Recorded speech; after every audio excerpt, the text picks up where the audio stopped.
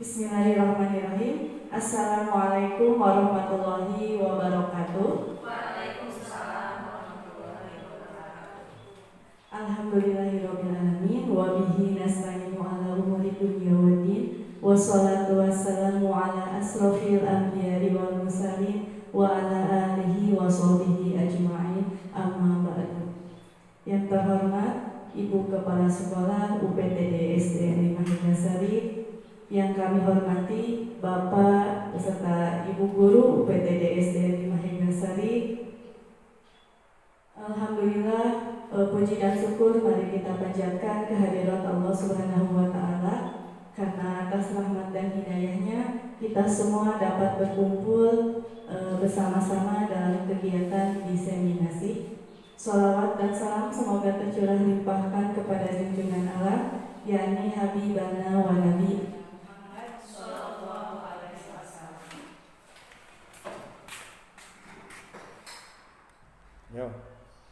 Sholawat dan salam semoga tercurah limpahkan kepada junjungan Allah, yakni Habibana wa Nabiyana Muhammad Sallallahu alaihi wasallam. Bapak Ibu yang kami hormati, sebelumnya saya ucapkan terima kasih sudah berkenan hadir dalam acara diseminasi menyebarkan pemahaman dan penerapan budaya positif, khususnya nanti kita implementasikan di SDN 5 Hinggasari.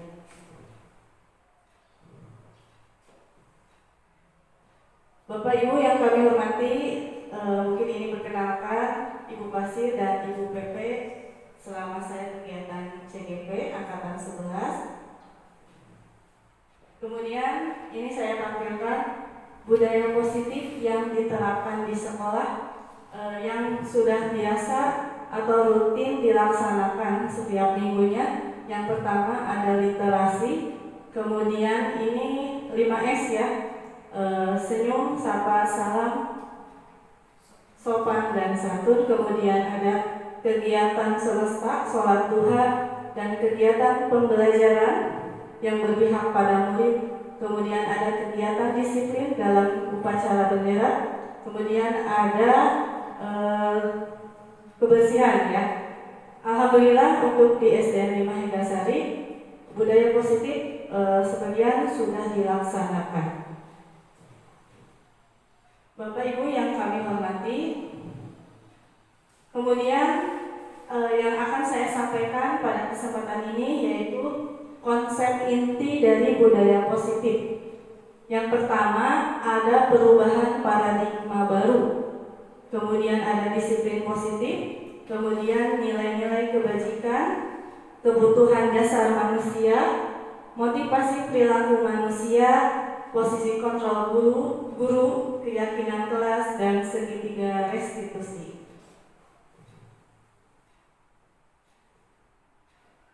Untuk materi yang utama yaitu ada pembelajaran paradigma baru. Apa itu paradigma? Pandangan ya, pandangan baru tentang pembelajaran, yaitu pembelajaran dengan paradigma baru merupakan pembelajaran yang dirancang berdasarkan prinsip pembelajaran berdiferensiasi. Nah, kita mungkin sudah mengenal dan sering mendengar kata diferensiasi, sehingga peserta didik belajar sesuai kebutuhan berdasarkan tahap perkembangan sesuai teori psikologi perkembangan, mewujudkan profil pelajar Pancasila. Nah, artinya berdiferensiasi itu pembelajaran yang mengutamakan kebutuhan peserta didik kita. Nah, di sini ada profil pelajar Pancasila. Kita juga sudah paham, sudah mengenal dimensi dari profil pelajar Pancasila. Ada 6 ya. Salah satunya beriman dan bertakwa, kemudian berkebinekaan global, mandiri, gotong royong, kreatif, dan bernalar kritis. Ada lagunya ya Bapak Ibu? Coba supaya kita tidak ngantuk ya di jam yang rawan ini. Ya, masih ingat Bu Atin Iya, ya. Alhamdulillah itu baru kemarin ya. Apa awalnya tuh? Belajar Pancasila, Beriman dan bertakwa pada Tuhan Yang Esa, dan berakhlak mulia, berkebinekaan global, gotong royong mandiri, kreatif dan bernalar kritis. Masya Allah. Itu dimensi dari profil pelajar Pancasila yang memang itu sudah menjadi tujuan dari kurikulum Merdeka yang harus kita implementasikan untuk sekolah, untuk peserta didik dan juga untuk guru. Baik, lanjutkan. Nah, di sini ada miskonsepsi tentang teori kontrol. Miskonsepsi. Apa itu miskonsepsi itu? Iya, jadi kita sering memandang atau konsep itu salah dalam konsep ya. Yang pertama itu ada gambar boneka diputar ya. Ilusi guru mengontrol murid. Nah, bayangannya guru yang berhak mengontrol atau memaksa murid untuk berbuat sesuatu. Kemudian yang kedua ada ilusi bahwa semua perbuatan positif, efektif dan bermanfaat. Ini juga saya sendiri sering itu ada miskonsepsi. Misalnya ketika ada anak yang melaksanakan tugas dengan baik, kita berikan pujian ya, kita berikan reward. Nah, ternyata ini ilusi semua penguatan positif, efektif dan bermanfaat itu ternyata akan menggagalkan identitas. Saya juga baru tahu, oh ternyata hadiah atau pujian itu ternyata menggagalkan identitas atau menggagalkan kesuksesan murid. Karena di sini budaya positif ini bertujuannya untuk menumbuhkan kesadaran yang ada pada murid. Nah, nanti kita akan bahas ya ada budaya positifnya. Kemudian ilusi bahwa kritik dan membuat orang merasa bersalah dapat menguatkan karakter. Terus ini juga ya sering kita miskonsepsi tentang ini, kritik, kemudian membuat anak merasa bersalah. Nah itu tujuannya untuk menguatkan karakter, tapi ternyata anak akan melaksanakan apa yang kita buat aturannya, tapi itu pada dalam diri anak itu tidak tumbuh kesadarannya. Jadi hanya sebatas jangka pendek ya. Kemudian ada ilusi bahwa orang dewasa memiliki hak untuk memaksa ya. Ini miskonsepsi tentang teori kontrol. Kemudian ini mengubah paradigma stimulus respon kepada pendekatan teori kontrol. Nah, stimulus respon itu dulu kita pernah belajar teori apa? Behavior ya. Yang ada serangsangan, kemudian ada respon. Nah, realitas kebutuhan kita sama, itu tentang teorinya stimulus respon. Kemudian teori kontrolnya realitas kebutuhan kita berbeda. Semua orang melihat hal yang sama. Nah, dalam teori kontrolnya setiap orang memiliki gambaran yang berbeda. Kemudian kita mencoba mengubah orang agar berpandangan yang sama dengan kita. Bagaimana murid harus sama dengan pandangan kita. Nah, dalam teori kontrol itu kita berusaha memahami pandangan orang lain tentang dunia. Kemudian orang lain bisa mengontrol saya. Dan yang teori kontrolnya hanya ada yang bisa mengontrol diri Anda. Jadi hanya diri sendiri yang bisa mengontrol kita. Ya. Kemudian model berpikir menang atau kalah, dan teori kontrolnya model berpikir menang. Ya. Lanjutkan Bapak Ibu. Nah, kita masuk yang kedua, yaitu disiplin positif. Kata disiplin itu Bapak Ibu berasal dari kata disiplin ya, yang artinya belajar. Disiplin mengacu pada disiplin diri yang memiliki tanggung jawab terhadap apa yang dilakukan berdasarkan nilai-nilai yang diyakini.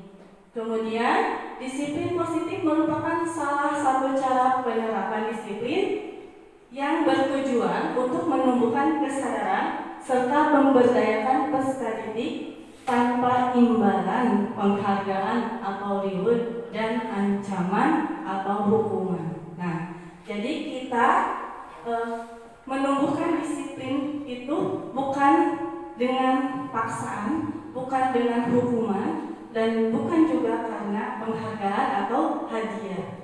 Bagaimana caranya? Nanti kita lanjutkan bagaimana caranya. Sebagai pendidik, tujuan kita adalah menciptakan peserta didik yang memiliki disiplin sehingga mereka berperilaku mengacu pada nilai-nilai kebajikan universal dan memiliki motivasi intrinsik dalam perilaku yang ke arah lebih baik. Bapak Ibu yang kami hormati, nah ini salah satunya disiplin positif yang sudah dilaksanakan oleh sekolah kita, yaitu tumbuhnya kesadaran dalam beribadah ya, di mana kegiatan tersebut dimotori oleh kegiatan semesta. Kemudian ada upacara juga, itu disiplin positif dalam hal apa? Dalam bertanggung jawab, dalam disiplin berpakaian, harus memakai atribut yang lengkap, memakai sepatu hitam. Itu upaya apa? Upaya menumbuhkan disiplin positif. Aturannya sudah ada, tata tertibnya. Namun di sini yang kita munculkan adalah kesadaran atau nilai-nilai keyakinan yang akan peserta didik yakini dan sadari. Kemudian ada pembelajaran, juga ada tadi kegiatan bersih-bersih. Salah satunya kan di sini sudah ada program LISA ya, lihat sampah ambil. Nah itu juga kegiatan disiplin positif. Jadi anak meyakini apa yang sudah diyakini. Misalnya di kelas nanti ya itu ada materi selanjutnya, ada keyakinan kelas. Yang diyakininya adalah kebersihan. Jadi anak meyakini kebajikan universalnya adalah kebersihan. Melihat sampah, ambil ke tong sampah. Kaca, ini kaca, membersihkan kaca yang kotor, kemudian selokan yang banyak sampahnya disapukan, dibersihkan supaya terbebas dari sampah. Nilai yang ditumbuhkan oleh siswa yaitu disiplin gotong royong ya, nilai karakternya.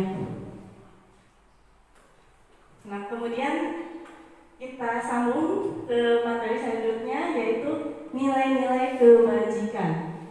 Nilai yang disepakati bersama lepas dari suku, bangsa, bahasa maupun latar belakangnya.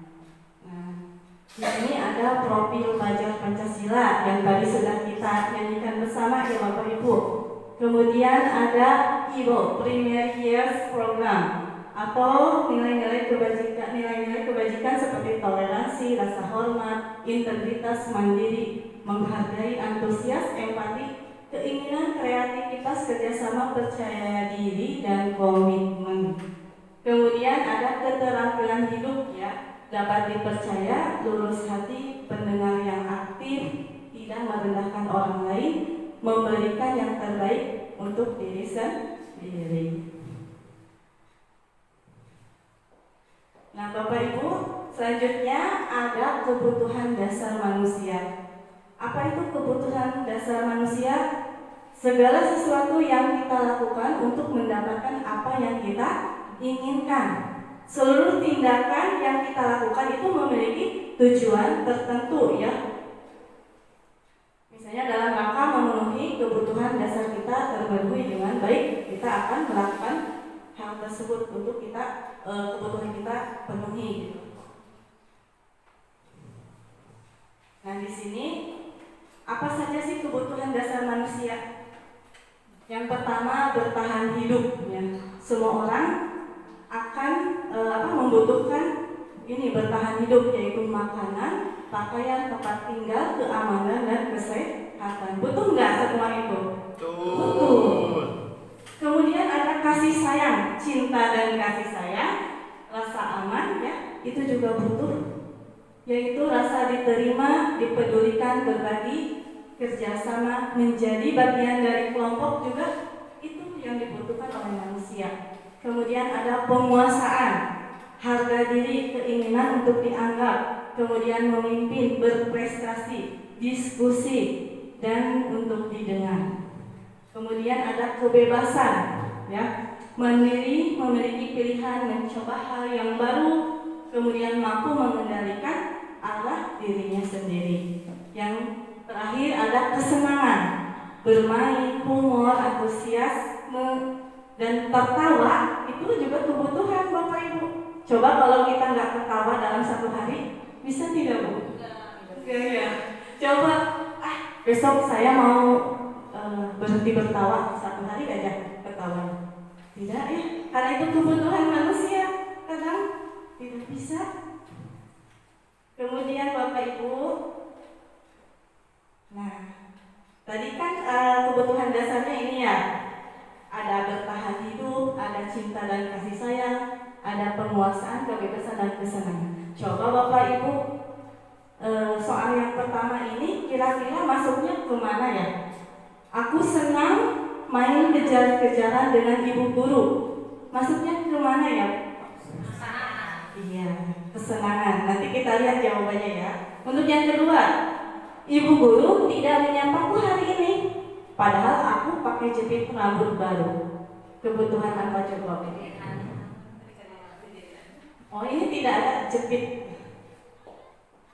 Ibu guru tidak menyapaku hari ini, padahal aku pakai jepit rambut baru. Oh, baik, silakan. Kasih sayang, penguasaan, harga diri ya, harga diri bisa.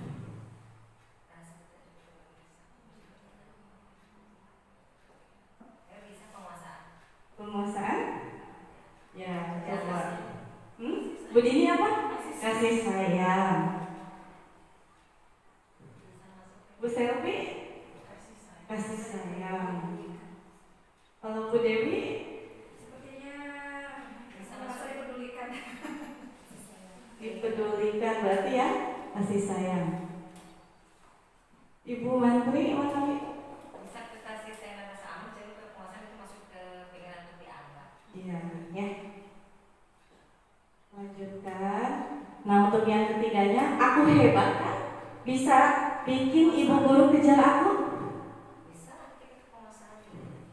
Apa? Kasih sayang, penguasaan, kesenangan, atau apa ya tadi, kebebasan?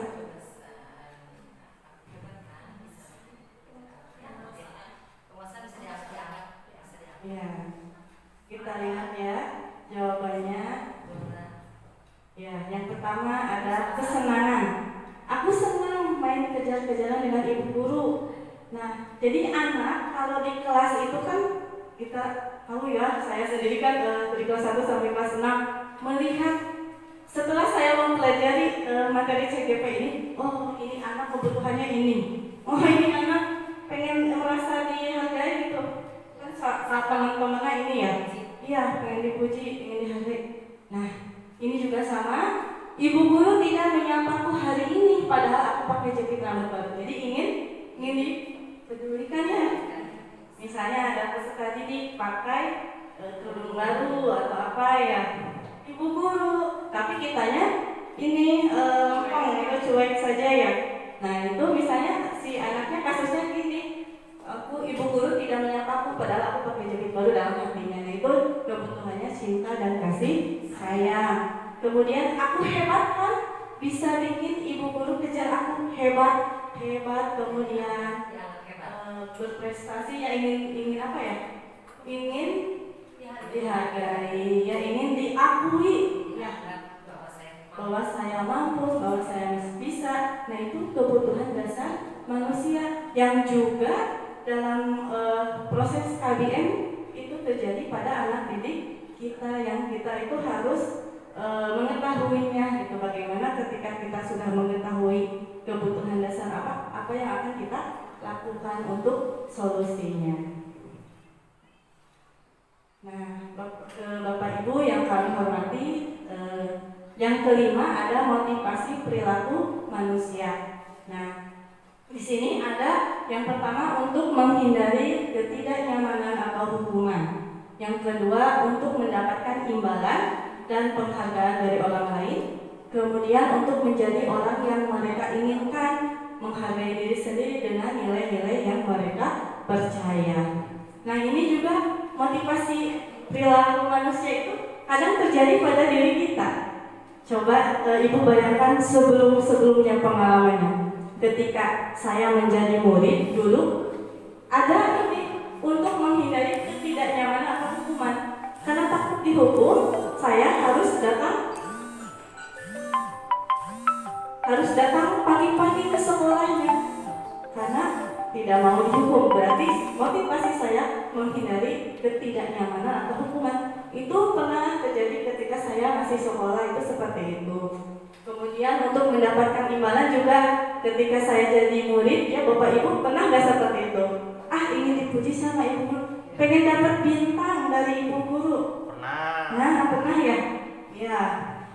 Kemudian untuk menjadi orang yang mereka inginkan, menghargai diri sendiri dengan nilai-nilai yang mereka percaya. Setelah menjadi guru, tentu kita perubahannya ke sini ya, ke arah yang nomor 3. Jadi motivasinya menjadi orang yang mereka inginkan, menghargai diri sendiri dengan nilai-nilai yang mereka percaya. Betul nggak Ibu Dini? Yang ketiga ini untuk menjadi orang yang mereka inginkan, menghargai diri sendiri, kemudian nilai-nilai yang mereka percaya, betul ya?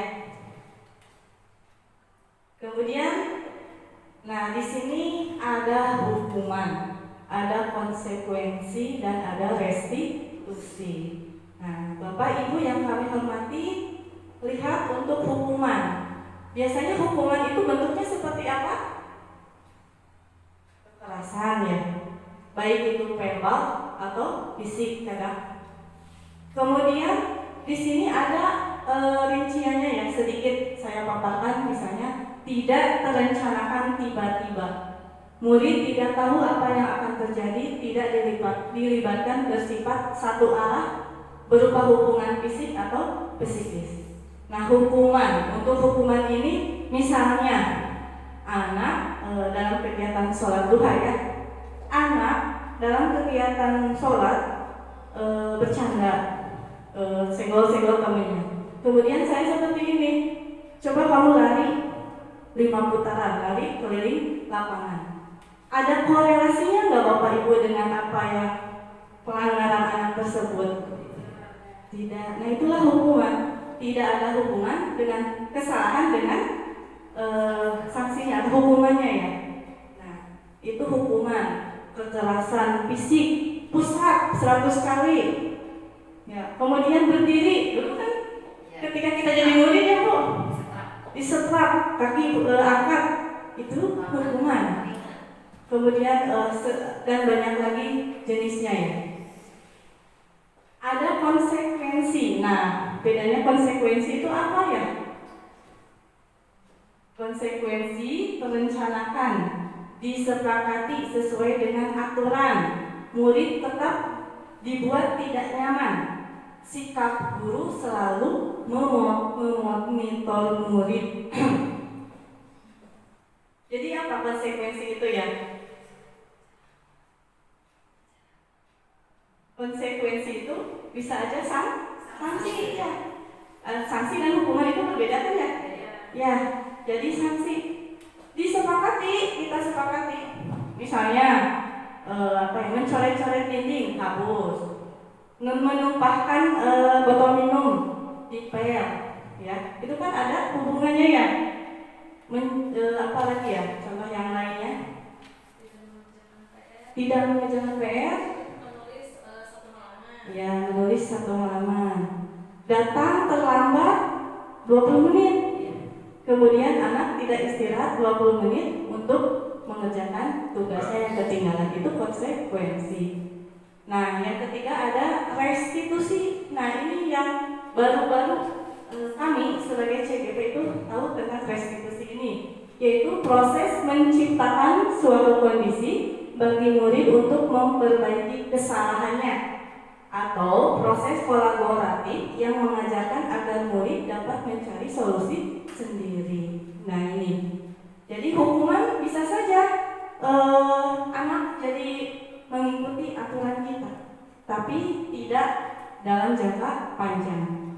Kadang hukuman itu bisa membuat anak itu merasa dendam kepada kita akibat dari hukuman. Konsekuensi juga sama, anak sadar anak tidak mengerjakan kesalahan karena takut konsekuensinya, takut sanksinya. Tapi itu juga tidak berlangsung lama. Nah ini restitusi ini kita nanti akan pelajari ya, bagaimana kita menciptakan kondisi bagi murid untuk memperbaiki kesalahannya. Dan solusinya itu kita tanyakan ke anak atau kita bantu mencarikan solusi. Lanjut. Oh, ice breaking, Bapak Ibu. Ngantuk tidak?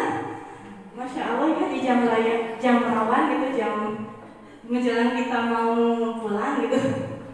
Coba untuk meregangkan pikiran kita ya. Di sini ikuti apa yang saya katakan. Kayaknya sudah pada tahu nih. Bulat. Lanjut ya, misalnya kuncinya ikuti apa yang saya katakan. Ayam-ayam, bebek-bebek, ayam-bebek, ayam-ayam, bebek-bebek. Ada berapa bebek? Ada berapa ayam? Masih konsentrasi Bapak Ibu. Betul kata kuncinya kan apa yang saya katakan diikuti. Oke, sekarang bentuk cacing ular ya. Tapi Bapak Ibu mohon izin saya untuk mempertanyakannya Bapak Ibu juga ya. Misalnya cacing kan pendek atau panjang? Pendek. Tapi kita lakukannya panjang ya. Iya. Kemudian ular panjang tapi kita pendek. Oke, siap? Nyanyikan bareng-bareng ya. Cacing cacing, cacing cacing ular ular, cacing ular cacing ular ular, cacing ular cacing cacing.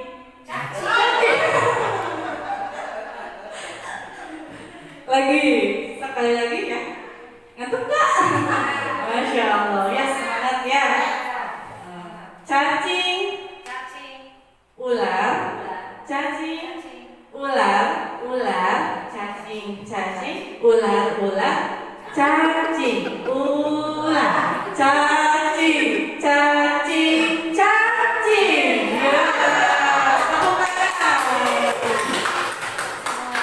Masya Allah ya. Bapak Ibu terima kasih tadi melepas sejenak rasa ngantuk kita ya. Kita lanjut. Di sini yang keenam ada 5 posisi kontrol guru. Aduh, khawatir ya upami kalau misalnya salah aja ngobrol ya bisa salah arti ya. Kalau kita cadel. Ya. Lanjut ya. Untuk yang pertama ada menghukum. Kemudian ada membuat merasa bersalah, kemudian teman, kemudian pemantau, dan terakhir ada manajer. Ya.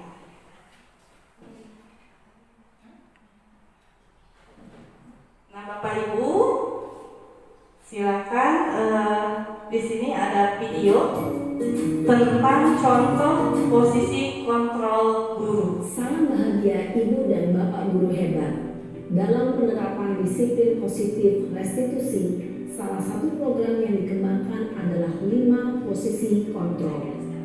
5 posisi kontrol dalam restitusi adalah proses perjalanan seorang pendidik agar dapat mengenali dirinya. Pada video kali ini, kita akan membahas tentang 5 posisi kontrol yang dikembangkan oleh Ryan Dawson dan contoh penerapannya.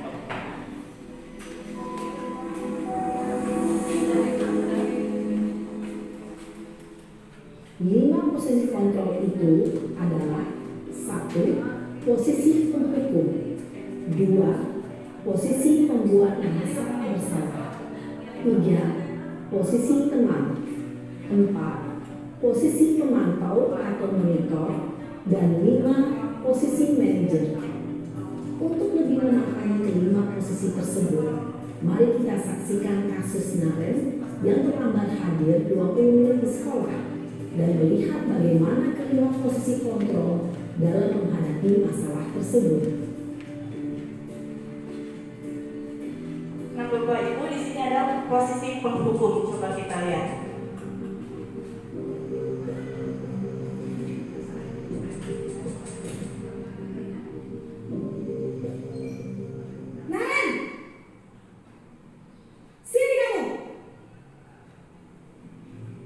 Selamat pagi, Bu. Selalu terlambat. Kamu deh, pasti terlambat. Maaf, Bu. Saya Apa? Apa coba? Alasan kamu apa lagi? Kapan sih kamu tidak terlambat? Malas sekali ya kamu jadi anak. saya Dasar pemalas. Gak kapok-kapok sih kamu. Sudah berapa kali terlambat? Sana, kamu keliling lapangan basket 2 kali. kenapa saya harus keliling lapangan basket, Bu? Kenapa? Kamu melawan ibu. Berani-beraninya jawab. Sudah terlambat, masih berani jawab pula. Sekarang, keliling lapangan basket 5 kali sekalian. Biar kapok. Cepat. Pergi sana ke lapangan basket. Posisi penghukum biasanya berbicara dengan nada tinggi, menghardik, menunjuk-nunjuk, menyakiti, dan menyindir. Hukuman bisa berupa fisik maupun psikis. Ibu dan bapak guru hebat. Dampak yang terjadi pada murid ketika guru berada pada posisi penghukum adalah murid cenderung akan memberontak, bahkan menyimpan dendam.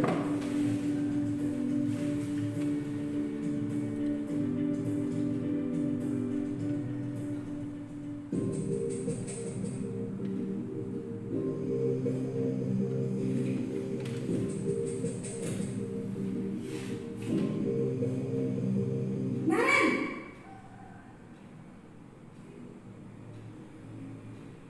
Selamat pagi, Bu. Naren. Kamu kenapa terlambat lagi, nak? Ya Tuhan, Naren. Kamu senang ya bikin ibu susah ya? Kalau kamu terlambat lagi, nanti ibu yang ditegur bapak kepala sekolah, nak. Disangka ibu tidak bisa membina kamu. Duh, gimana ini? Maaf, Bu. Duh, Gusti Naren. Kamu suka ya kalau ibu ditegur bapak kepala sekolah? Terus, sekarang ibu harus tulis apa ini di buku absen? Ini kamu sudah sering terlambat loh. Ibu harus apa coba? Maaf, Bu. Maaf sekali. Ya sudah, lain kali jangan bikin ibu susah lagi ya, nak ya. Ibu tidak akan kuat lagi kalau kamu begini terus.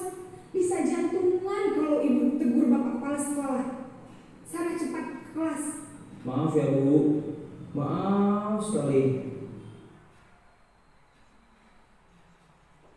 Posisi pembuat rasa bersalah berbicara dengan nada tenang, cenderung lembut, namun kata-kata yang diutarakan membuat murid merasa menjadi orang yang gagal, memandang buruk dirinya sendiri, merasa tidak berharga, dan tidak sanggup membahagiakan orang lain.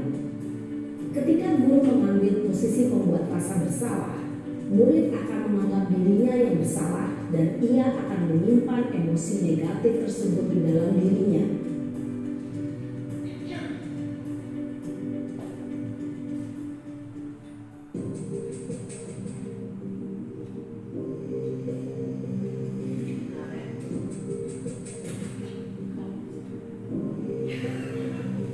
Naren, Yang ketiga ya, Karen.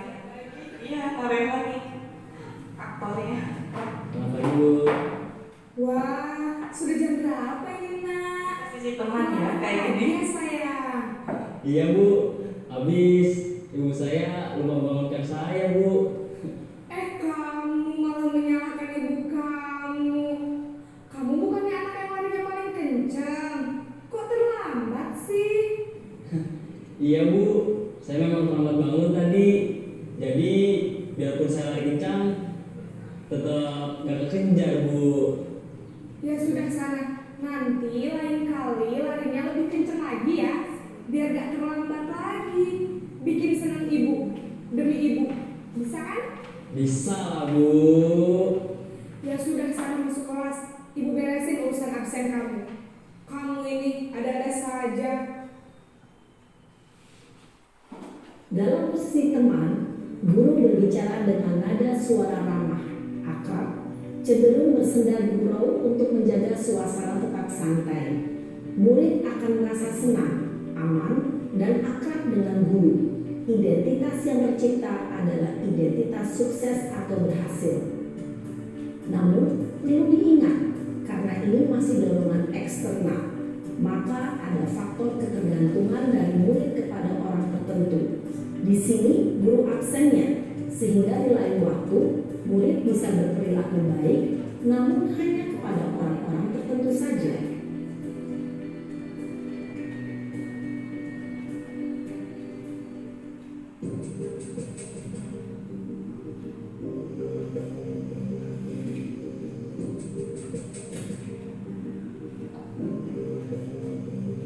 Naren!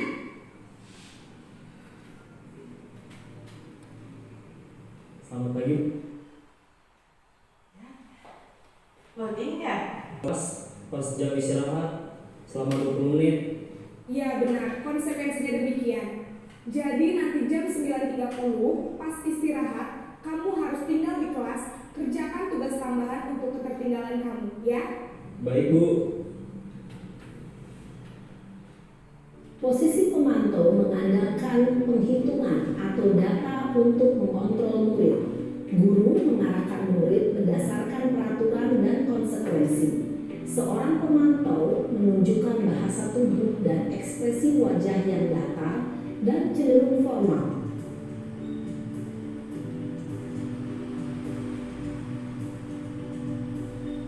Dan terakhir, Bapak Ibu, posisi manajer ya.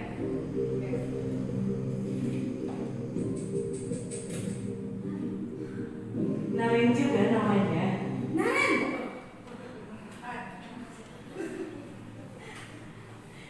Selamat pagi, Bu. Selamat pagi, Naren. Maaf, Bu. Saya terlambat. Iya, sekolah masuknya jam 7, sekarang sudah jam 7.20. Jadi sekarang bagaimana nih, Naren? Maaf, Bu. Saya lupa setel alarm saya semalam. Baiklah, menurut kamu, keyakinan sekolah yang mana yang perlu kamu tingkatkan? Menghargai diri sendiri dan orang lain mungkin ya, Bu. Setuju. Jadi, apakah Naren meyakini prinsip saling menghormati tersebut? Iya, Bu. Saya meyakininya. Apakah Naren bersedia memperbaiki masalah keterlambatan ini? Bersedia, Bu. Bagaimana kamu akan memperbaiki masalah keterlambatan ini? Saya akan coba untuk tidak lupa menyetel alarm saya, Bu. Baik, kalau Naren lupa menyetel alarm di rumah, ada orang yang kira-kira bisa bantu mengingatkan tidak? Ada, Bu. Kakak saya, Kak Emma. Ada lagi selain Kak Emma? Selain Kak Emma, ada ibu saya. Baik, jadi yang mengingatkan Naren adalah Kak Emma dan ibu kamu ya? Kira-kira akan mulai setel alarm kapan nih, Naren? Setelah pulang sekolah, akan segera saya lakukan. Baik, jadi Naren akan setel alarm untuk bangun besok pagi dan akan diingatkan oleh kakak dan ibunda Naren ya. Ada lagi yang mungkin perlu dilakukan, Naren, agar tidak terlambat bangun lagi. Tidak ada, Bu. Baik, Naren, terima kasih untuk kerjasama kamu. Sekarang kamu perlu kembali ke kelas untuk belajar. Baik, Bu. Terima kasih. Posisi manajer adalah posisi kontrol yang disarankan untuk membimbing murid memiliki sikap disiplin yang positif, yaitu murid yang mandiri, bertanggung jawab, dan dapat memecahkan masalah. Tujuan dari posisi ini adalah agar murid dapat berefleksi atas tindakannya. Guru akan dengan tulus memberikan pertanyaan-pertanyaan bermakna, sehingga membuat murid dapat belajar dari kesalahannya dan mencari sebuah solusi untuk menyelesaikannya.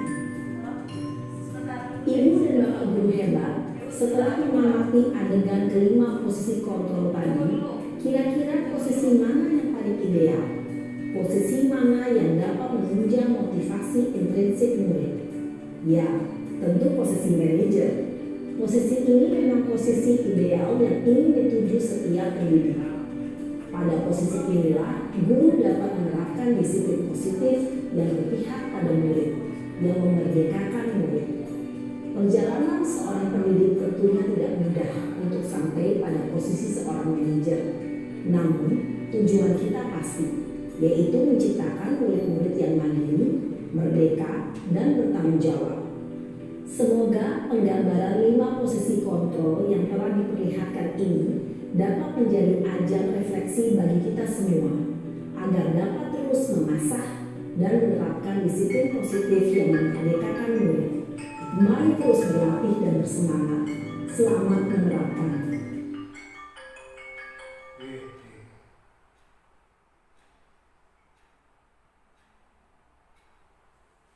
Nah, baik Bapak Ibu yang kami hormati, tadi ada contoh video tentang 5 posisi kontrol guru ya. Nah, tadi ada apa aja ya Bu? Masih ingat nggak? 1 ada penghukum, kemudian teman, pembuat merasa bersalah, kemudian yang keempatnya ada monitor, kemudian manajer. Nah, coba Bapak Ibu di sini ada kasus nih. Kasus misalnya di SD 5 Megasari.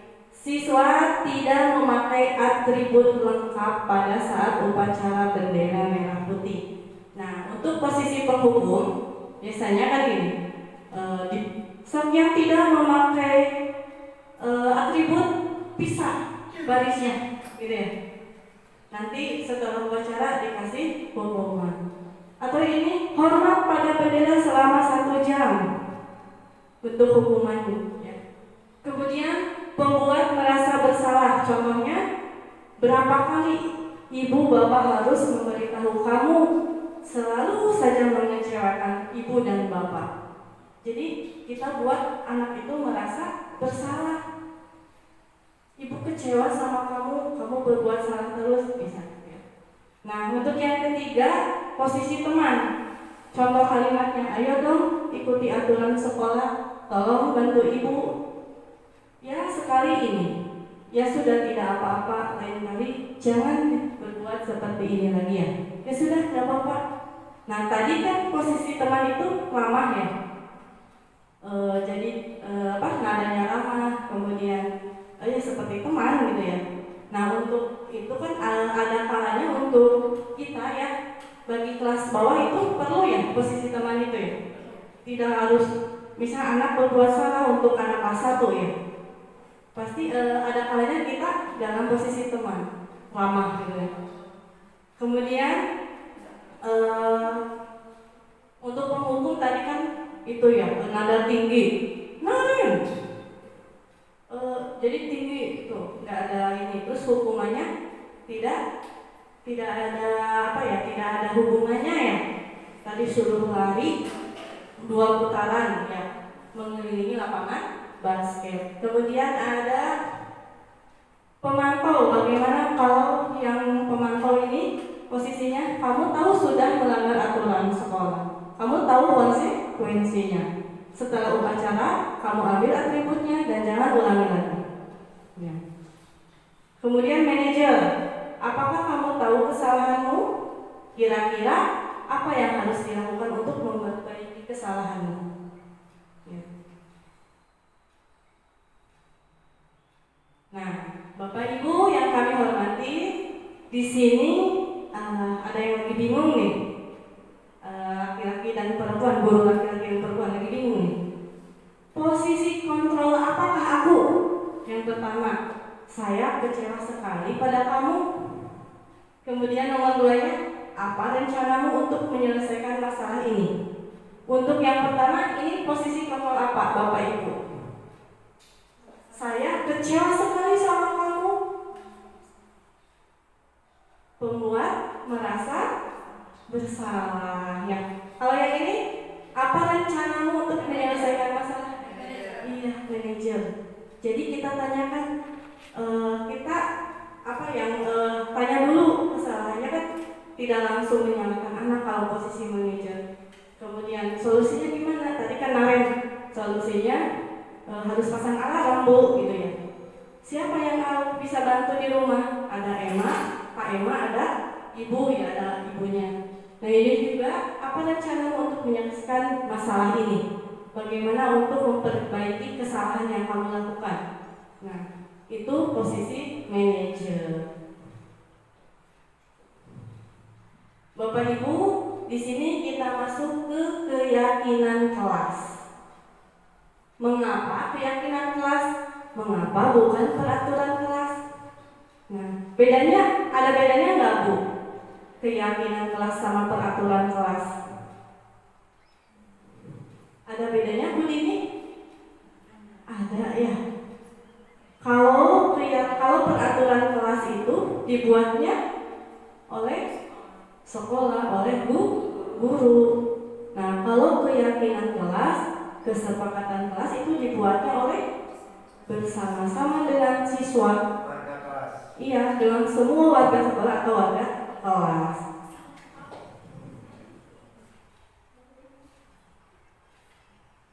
Nah, ini pembentukan keyakinan kelas ya, bisa nanti dipraktekkan.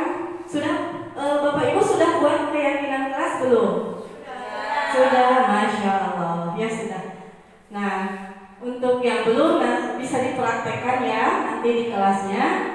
Yang pertama bersifat abstrak, berupa pernyataan universal, dibuat dalam pernyataan positif. Sedikit saja tapi mudah diingat, sesuai dengan kondisi kelas dan sekolah sehingga mudah diterapkan. Semua warga sekolah atau kelas dilibatkan saat membuat keyakinan kelas. Jadi Bapak Ibu bisa seperti kemarin bisa pakai stick note dibagiin ke anak. Coba keyakinan kelas yang akan kita terapkan di kelas itu bagaimana? Anak nulis, Bu, misalnya buang sampah pada tempatnya. Kemudian apa lagi Bu?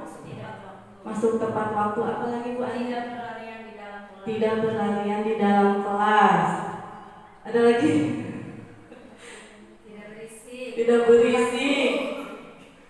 Pakai speaking Bu. Nah, ya begitunya. Kayak mau speaking dina saat diajar teh, ya gitunya. Nah, itu dibuat keyakinan kelas, dibuatnya bersama-sama dan kita laksanakan bersama-sama. Ya, jadi ketika anak melanggar, coba keyakinan kelas apa yang kamu langgar hari ini?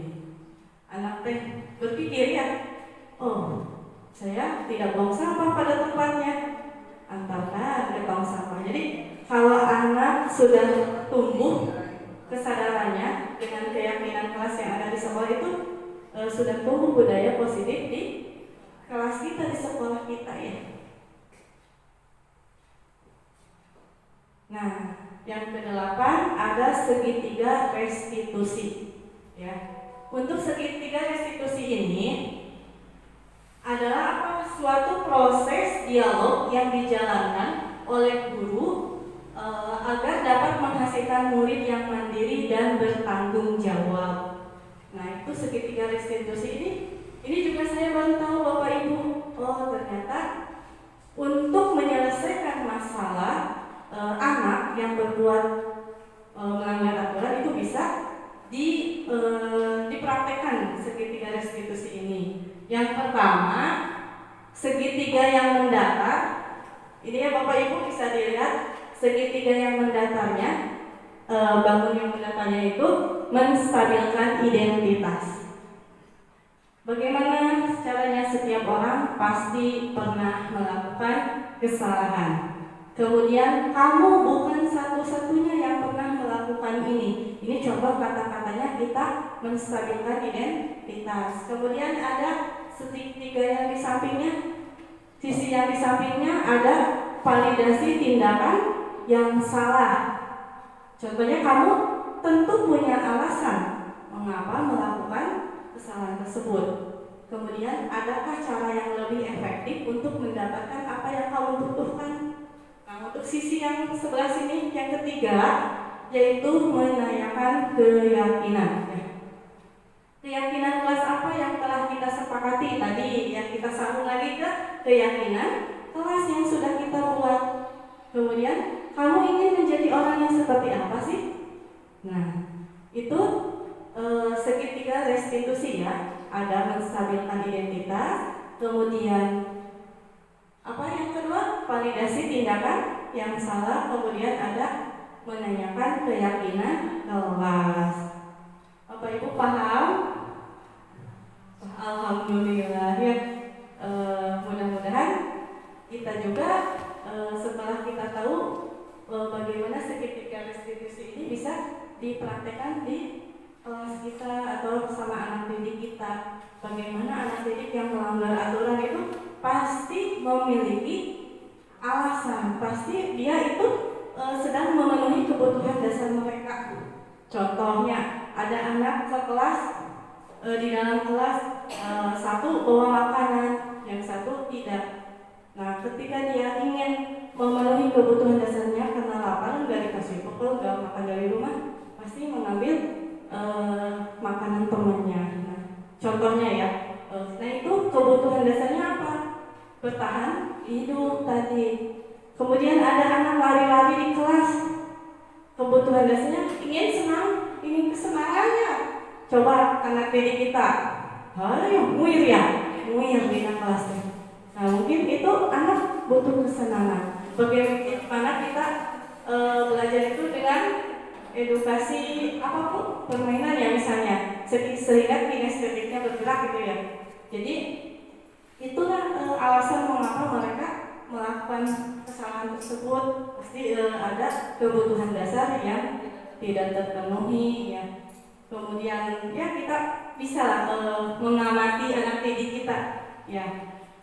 Anak yang datangnya terlambat misalnya, mungkin kita tanya kenapa kamu kenapa ya dipanggil.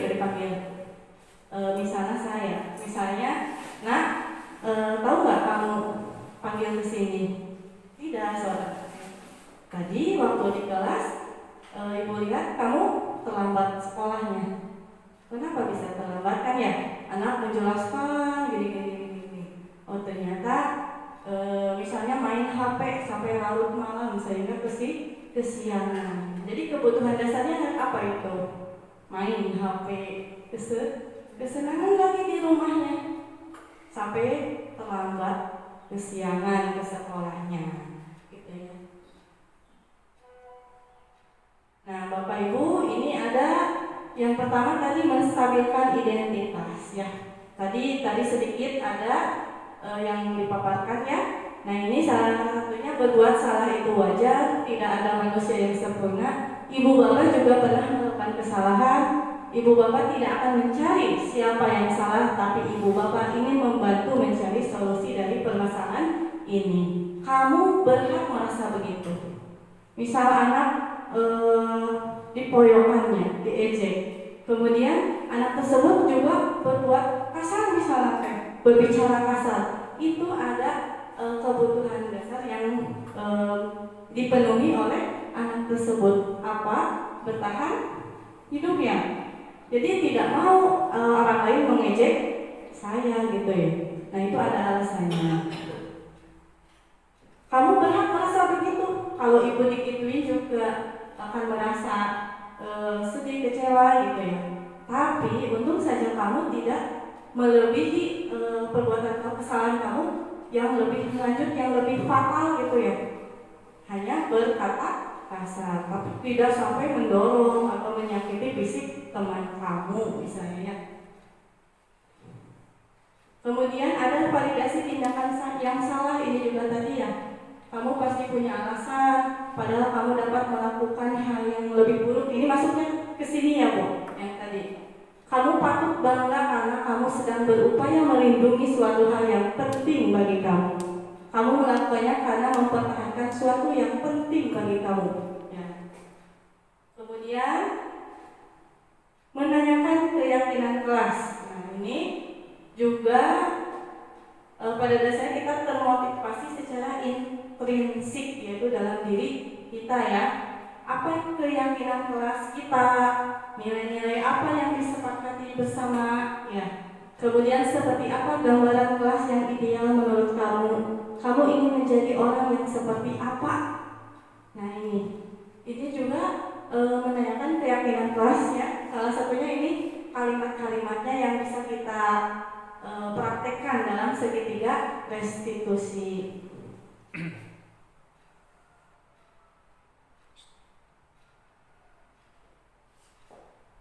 Nah Bapak Ibu, ini ada sedikit praktek dari segitiga restitusi yang saya lakukan.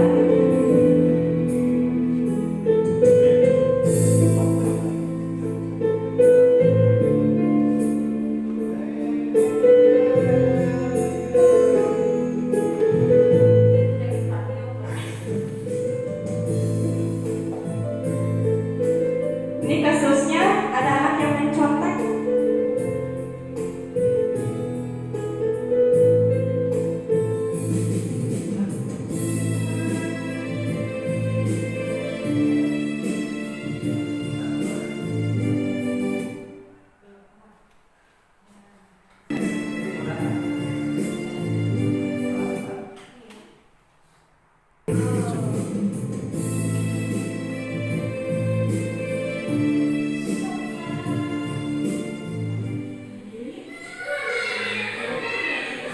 Berisiknya.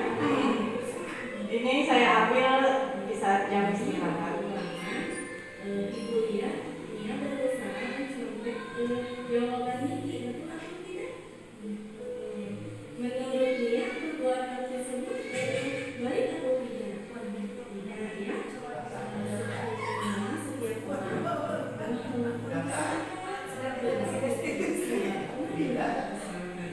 ini ya, kelas 6.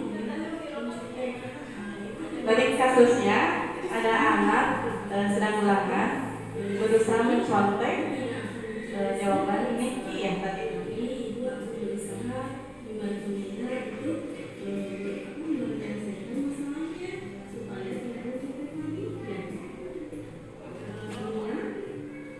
Pasti punya alasan kenapa dia. Ini kameraменnya goyang-goyang. Tidak pakai kamera. Ya. Jadi memvalidasi tindakan yang salahnya. Kata Nia itu alasannya karena tidurnya kemalaman, karena main dengan saudaranya sampai larut malam ya, di rumahnya.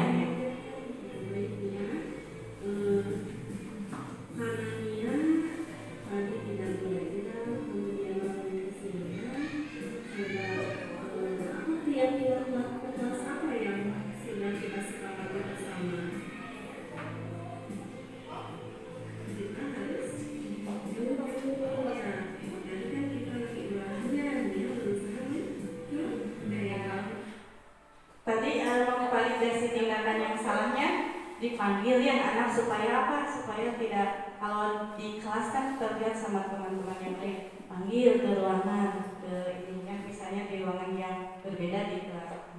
Kita tanyakan, Nia tahu nggak tadi ibu panggil ke sini? Tidak si anak. Tadi ibu lihat waktu ulangan, Nia berusaha mencontek hasil ulangan, hasil jawabannya Niki. Betul apa tidak? Betul Bu. Nah, itu menjawabnya seperti itu. Kemudian berbuat Nia tahu nggak itu kesalahan atau apa bentuk kesalahan mencontek itu? Tahu Bu, itu salahnya. Kemudian kata gurunya gimana? Nia, semua orang itu pernah berbuat salah ya. Tidak ada manusia yang sempurna. Nah di sini Nia langsung ke memvalidasi tindakannya ya. Kemudian si ibu guru tuh bertanya lagi ya, coba Nia, pasti kamu punya alasannya kenapa melakukan hal tersebut, mencontek itu. Iya, malam begini misalnya, ada jawabannya katanya. Nah kemudian kita masuk ke keyakinan kelasnya. Coba dari kesalahan tadi, coba keyakinan kelas apa yang kita sepakati bersama? Kejujuran, Bu. Nah, kalau mencontek itu sudah mencerminkan kejujuran tidak? Tidak, Bu. Nah, berarti Nia pun sudah tahu ya, mencontek itu menyalahi keyakinan kelas kita. Nah, kemudian Nia tadi kan datangnya tidak belajar malam ya karena main. Nah, terus solusinya kira-kira apa yang akan dilakukan oleh Nia supaya memperbaiki kesalahan ini? Belajar, Bu, ya. Berarti belajar, tidak main-main dengan temannya sampai larut malam, itu ada waktu belajarnya. Nah, Nia memberikan solusinya harus belajar. Berarti tidak main sampai larut malam. Nah, itu anak sudah menjawab, udah mencari solusinya sendiri. Kalau misalnya anak kesulitan dalam solusi, ya kita bantu mencarikan solusi supaya dapat memperbaiki kesalahan yang anak tersebut lakukan. Jadi timbul kesadaran, oh ternyata keyakinan kelas yang kita sudah sepakati ini saya langgar. Terus saya harus memperbaiki kesalahan itu. Bagaimana caranya? Oh, harus belajar supaya saya tidak mencontek. Nah, itu berarti sudah menemukan solusinya. Jadi baik Bapak Ibu, itu segitiga restitusi yang saya praktekkan, dan kita juga saya masih belajar. Mari kita praktekkan bersama ya. Ketika kita mendapati anak yang melanggar kesepakatan di kelas kita, keyakinan kelas kita, supaya anak tumbuh kesadarannya bisa melaksanakan segitiga restitusi. Baik Bapak Ibu, itu mungkin materi yang dapat saya sampaikan ya, diseminasi penyebaran tentang budaya positif yang ada, yang saya dapat dari kegiatan CGP ya. Kemudian kita ambil hikmah dan pelajarannya untuk kita implementasikan di sekolah kita, sehingga sekolah kita itu tumbuh budaya positifnya untuk menghasilkan generasi atau peserta didik yang berkarakter atau berprofil pelajar Pancasila. Terima kasih Bapak Ibu atas waktunya, mudah-mudahan ada manfaatnya. Wabillahi taufiq wal hidayah. Wassalamualaikum warahmatullahi wabarakatuh. Waalaikumsalam warahmatullahi wabarakatuh. Bismillahirrahmanirrahim. Assalamualaikum warahmatullahi wabarakatuh. Saya mengucapkan terima kasih kepada teman-teman saya yang sudah melakukan diseminasi pada kegiatan CGP kemarin. Semoga apa yang sudah teman-teman saya sampaikan bisa memberikan ilmunya, dan saya bisa mengaplikasikannya pada kegiatan pembelajaran saya di kelas. Terima kasih. Assalamualaikum warahmatullahi wabarakatuh. Terima kasih saya ucapkan kepada rekan guru atas nama Bu Dini Firmandari dan Bu Yuliani yang telah mengikuti kegiatan CGP dan telah melaksanakan kegiatan diseminasi kemarin dengan tema budaya positif. Mudah-mudahan ilmu yang diberikan bermanfaat bagi saya pribadi untuk dapat saya aplikasikan di kelas dan tentunya bisa menjadi perubahan yang bermanfaat untuk kedepannya. Terima kasih.